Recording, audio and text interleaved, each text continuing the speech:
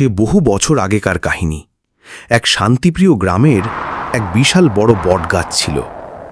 বটগাছটি এতই সুবিশাল ছিল যে দেখতেই যেন রহস্যময় লাগত।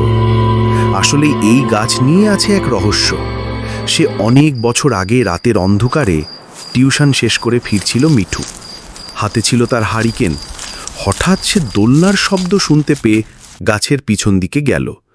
গিয়ে দেখল সাদা জামা পরা এক মেয়ে দোলনাতে দোল খাচ্ছে, গাছের সাথে ঝুলে। এত রাতে এমন অদ্ভুত দৃশ্য দেখে মিঠু আরও নিশ্চিত হতে এগিয়ে যায় সামনে।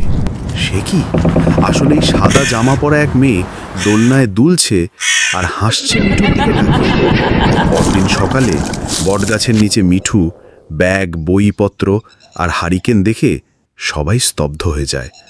আর কখনো খুঁজে পাওয়া যায়নি মিঠুকে। তবে সেই গাছে হয়তো এখনো শোনা যায় দোলনার শব্দ।